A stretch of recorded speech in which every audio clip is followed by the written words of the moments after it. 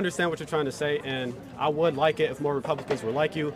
However, some of the issues and some of your talking points, I feel like you're removing some context. Like even with the whole thing, you talked about Rosa Parks, how, her husband owned a car and all that. That's not the point. They were doing that to protest. Even if you do have a car, there are probably plenty of black people that did. Did you hear the part that I said that we had our own bus line? I know, but we shouldn't have that. Because you were talking about how everyone should be together, we should all unify. But if we stay separate, if we keep having black water fountains and white water fountains, white schools and black schools, we'll never have that unity. Hi guys, welcome back to our channel. In case you're new here, my name is Maren. And I'm Maureen. Right, so on today's episode, guys, we are going to be talking about segregation, and I feel like our audience, we want to have a sober discussion with you on the comment section, right? Mm-hmm. And I'd love so much to see the interaction on the comment section. And the question we're asking today, given the current administration and the action that Trump has been having recently, is it good to say that segregation should be brought back? Because there's a few of black Americans who are feeling like it would be better if segregation is brought back anyways, because they feel like America has never really been integrated. There are those ones who feel like it's not a good idea to be championing for segregation, right? Right. And also another big question we are asking today is, for segregation to finally end, do you agree with most of your fellow countrymen that segregation didn't just end because it was out of the goodness of most white people, but it was because they saw that it was a calculated move that they saw that black communities would thrive anyways and they would stop needing them. Hence, they ended segregation in order to absorb some of their accomplishment. What do you guys think? As you ponder upon this interesting question, let's watch this episode we've prepared today, and then we come back and talk about it. You can also leave us a comment on what you think about this episode, and also consider subscribing if you're new to our channel. Right, let's watch. I understand what you're trying to say, and I would like it if more Republicans were like you. However, some of the issues and some of your talking points, I feel like you're removing some context. Like even with the whole thing, you talked about Rosa Parks, how, her husband owned a car and all that. That's not the point. They were doing that to protest. Even if you do have a car, there are probably plenty of black people that did. Did you hear the part that I said that we had our own bus line? I know, but we shouldn't have that. Because you were talking about how everyone should be together, we should all unify.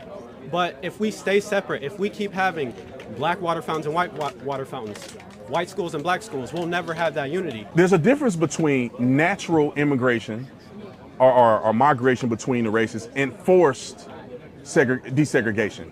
When you force it, you cause animosity and chaos. When you let it be a natural thing, it happens a lot more smoother. Not everybody discriminated against each other. There was black and white people getting together all the time. It was certain places where they held true to those structural things that were Democrats put into place to cause division. I don't think that she should have forced that. I think that black people should have had their own bus line and became competitive, and then therefore they merged. Because that's the problem with our societies. We gave up a lot of our own generational wealth trying to get in the bed with a group of people that didn't really want us at the time. We had resources that we forfeited. We had education systems that we could teach our own history if we wanted to, but we forfeited that to stage this issue that wasn't as prevalent as Martin Luther King and the others made it. You really think they woke up and said, wow, black people are human after all. Let's be nice. They didn't desegregate because they loved us. They desegregated because they couldn't afford to look stupid on the world stage. And they couldn't afford to let us get too powerful without them. After World War II, America was busy trying to sell itself as the leader of the free world. Democracy, liberty, justice for all. All the same stuff they were never giving to black people at home. Meanwhile, the Soviet Union was pointing and laughing. Freedom? Y'all can't even let black kids drink from the same water fountain. And America? They couldn't bomb their way out of that bad press. So the same people who spent decades lynching us, burning us out of towns, and pretending we didn't exist, decided it was time to clean up their image. Desegregation was never about morality. It was always about marketing. One thing they never tell you about desegregation: we weren't begging to sit next to them. We were thriving without them. Black businesses were booming. Black schools were educating future doctors, lawyers, and scientists. Black neighborhoods were self-sufficient. And they couldn't have that.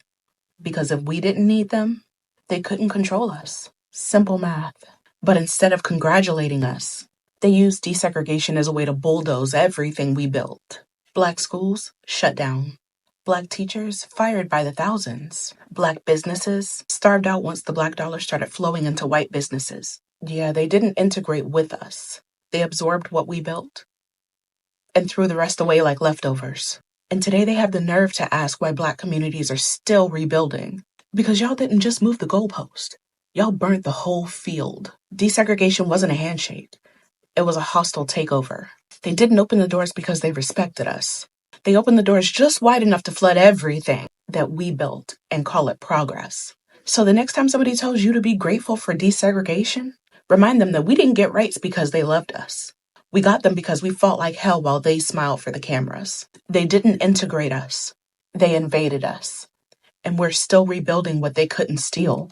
Why haven't Black folks in the U.S. been able to accumulate wealth at the rate that other groups have? Through much of the 20th century, Black folks who attempted to purchase a home were systematically denied bank loans through a practice called redlining. Redlining started in the 1930s in the U.S. Bank lenders would color code neighborhoods according to their perceived risk. Poorer areas that were predominantly Black or Latino were colored red, meaning banks would not lend to anyone in those neighborhoods. The federal government's Homeowners Loan Corporation created these maps along with real estate agents and banks. This practice went on until 1968, until it was technically outlawed by the Fair Housing Act. The Community Reinvestment Act in 1977 helped too, but there are many indications that housing discrimination is alive and well today. It's estimated that many Black families have lost out on $212,000 in increased property values over the last 40 years because their home is in a formerly redlined area. In part 3, I'll talk about how federal housing segregation policies legally prevented Black people from buying homes in the suburbs. Segregation was not just living separately. I'm gonna say it again.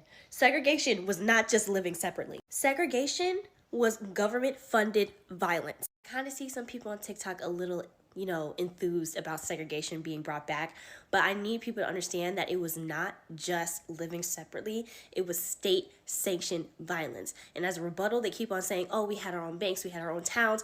Where are those banks and towns now? Bombed! Segregation meant no Black land ownership. Segregation meant that if you were injured and went to a white hospital, they would deny you at the door and let you die. I guarantee you, if it was just being able to sit down in white restaurants, our civil rights leaders, our ancestors wouldn't have fought as hard. And let us not forget, segregation was so bad that those oppressors in South Africa used it as a blueprint to make apartheid. They cooked up apartheid behind that. No, because let's talk about the fact that the last desegregation of a school happened in 2016. 2016. That was just 6 years ago. The last school that was desegregated was Cleveland High School in Cleveland, Mississippi. Yeah, no surprise there. This happened in 2016. The order to desegregate the school came from a federal judge after decades of struggle. This case originally started in 1965 by a fourth grader. A fourth grader? Oh my God.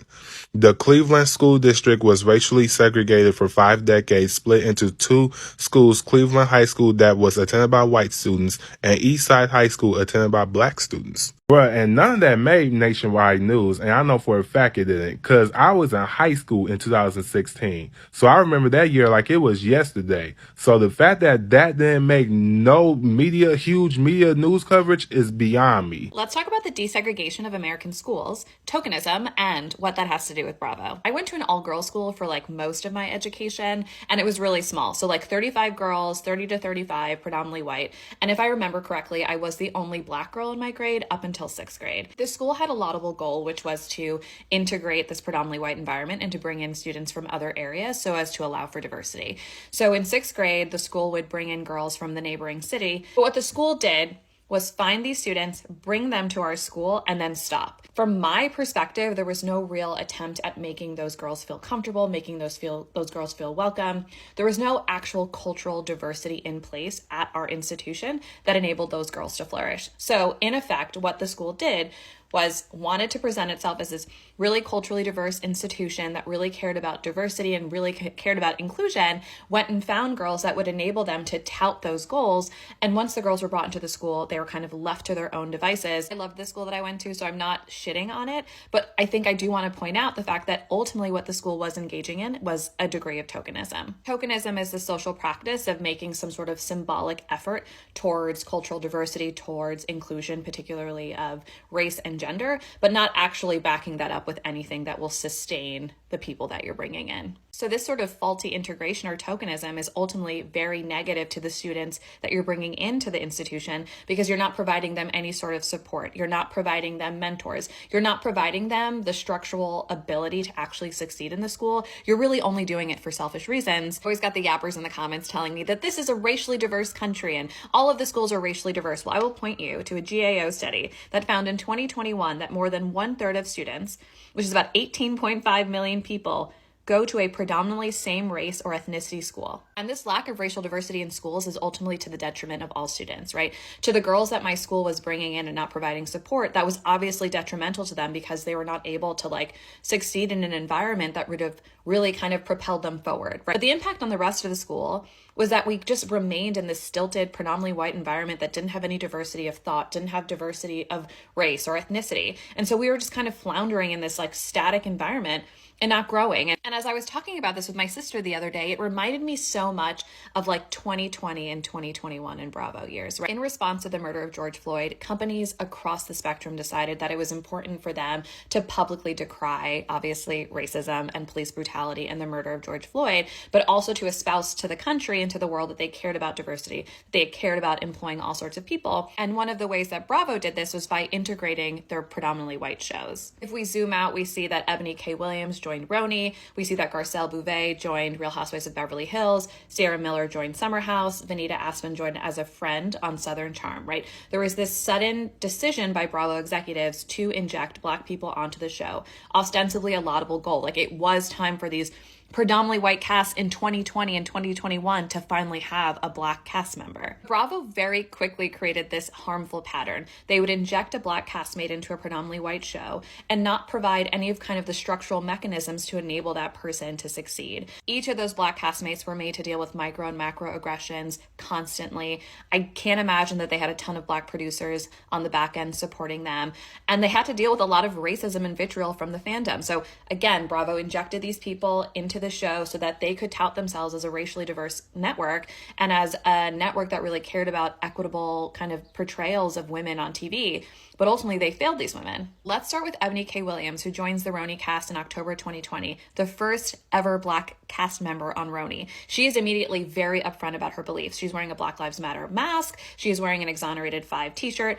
She is outspoken about her beliefs about racial equity and against police brutality. She makes it clear who she is on the show. She's obviously very immediately met with micro and macro aggressions from all of the women. She later explains that she felt as though just saying the word Black or just mentioning race would trigger the women. And ultimately, that season completely fell apart, not because of Ebony, but because the cast literally could not deal with a Black woman on the show. And ultimately, Roni, as we knew it, was canceled, and there wasn't even a reunion that season. Garcelle Bouvet also joined a predominantly white cast. That was in the form of Real Housewives of Beverly Hills. She was the only Black woman on the cast, was also very quickly met with micro and macro aggressions. She spoke very openly about the pressure she felt to be the only Black woman on the show and what she was contending with and wanting to present herself well. And here again, we didn't have any the structural reinforcements to enable her to succeed. I think ultimately my point here is that obviously diversity is an excellent goal and an excellent aim, especially during this administration as it gets rid of DEI and critical race theory.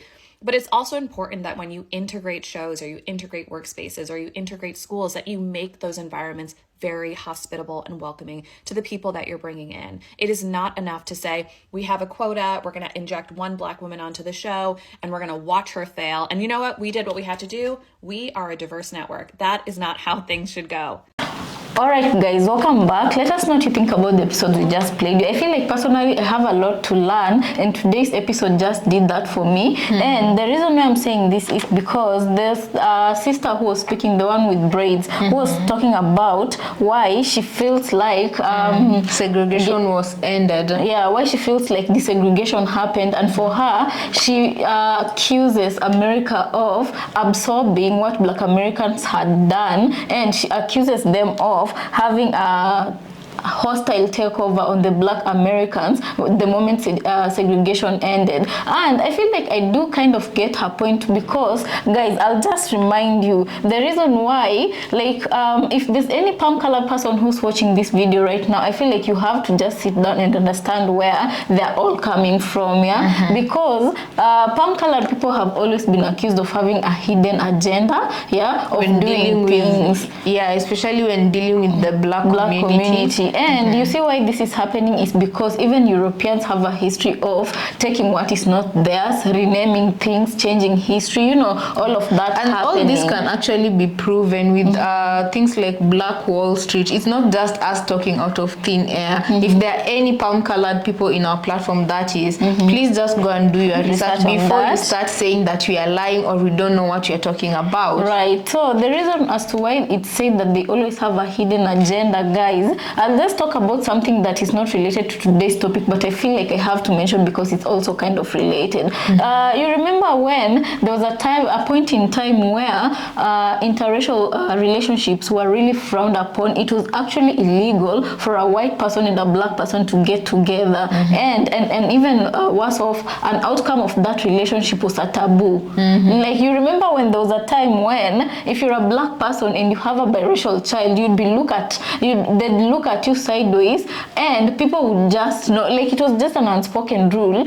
and to some extent others were spoken. You are not supposed to get with a black or a black woman or a black man, vice versa, you know. But right now you're looking at it and it's not a taboo, and it's actually in fact encouraged that people should be into interracial relationships. Everything about interracial relationships right now is being romanticized, and mostly it's because it is being said, or white women are being accused of not wanting to give birth, right? Hence they're being accused of the single-handedly trying to end the white race, and that is why white people are getting together with other groups of people in order to continue the white gene. Right. And also we know that right now it has been proven actually that the population of the white people is decreasing, and the population of the other people, especially, let me just say, when you look at the Africa's population, it's going upwards. It keeps going upwards, yeah. So right now it's kind of a thing of trying to save their race, so they're intermarrying with other groups of people. So right now it has become legally acceptable or romanticized for white people and black people to get married. Why? Because white people are trying to save their race. Yeah. And then, you know, another interesting thing that this lady said about desegregation and why Americans finally decided to do it is because she says when World War II ended and Americans started being philanthropical, you know, they were selling an idea or an image of being saviors to the world, and it was a bad picture, or it was looking bad when they were going to pretend to save people in Europe, in Africa, or anywhere else in the world, really, and back at home they could not even share a drink with a single black baby. That makes sense. It made a lot of sense. It's like it just hit me like, oh wow. And you know, guys, the power of marketing is what we normally talk about when we talk about programs that here in Africa, like I'm telling you, America was the place to go. The kind of marketing in New York you wouldn't even know, or in Los Angeles, they have people who are living in streets because of the kind of marketing. For the longest time, the world thought America was the greatest. Perfect. Exactly. Actually, guys, I saw my first homeless American person, and it was white. In the year, I do remember it very well. In the year 2021 is when I knew there was homeless people in America. I thought everybody in America had homes. Like, I'm not even kidding with you. Until a black content creator from Kenya called Miss Trudy. I don't know how many of you in our platforms follow them. Know her. Some of you might know her. So Miss Trudy went to America, and even she was shocked to find people sleeping in tents, and it's America, in a park, and it's America, the first world country, you know. So that is what we are wholeheartedly. 2021 was the first time ever for me to know that there is homelessness in America. So selling the image, the PR. So that is what the sister meant by you can't be out there pretending to be this and that, right? Being the free country who is freeing other people. And in your country, you are oppressing a certain group of people. You get what I'm saying? Right. So if you're going to integrate, there was a sister who said, if you're going to integrate, make sure you make it environmental friendly for the people who are going to come into your systems. Right. And she gave a very perfect example about her school, which was predominantly white, where they used to bring kids from different groups. And, you know, the moment you bring these people, there's no diversity there because their way of thinking was just one, and that was in line with whiteness, you know. So these are diversity is lacking there, yet they've not created that friendly environment for these black kids or other types of kids who are coming in, you know. What about the acceptance? Because it's one thing to bring them in, to want to look like you're diversifying in your institution, when even the other students cannot accept these kids or keep on putting them through bullying, you know. Right. And I feel like the biggest crime scene of what she was saying, lack of hospitality in these environments where you want the black people to come and congregate with you. I feel like the biggest evidence is with their systems, where you find systemic racism. It is very inhospitable for most black Americans. Of course, there have been many cases of black Americans who have managed to crack that code, right? But a vast majority is still dealing with systemic racism because of these inhospitable measures that they were put when desegregation happened, so that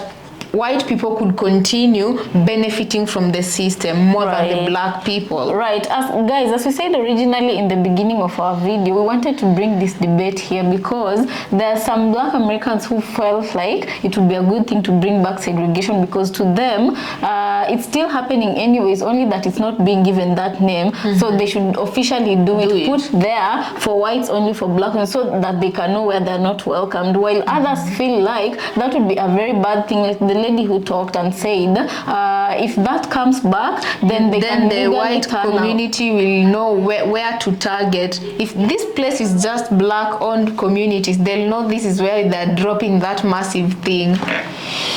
Anyway, guys, there's no easier way to think about this. So guys, let us know what you think about this topic on the comment section, and we really appreciate you catching us on this one. Let's catch you on our next episode. Consider subscribing if it's your first time here.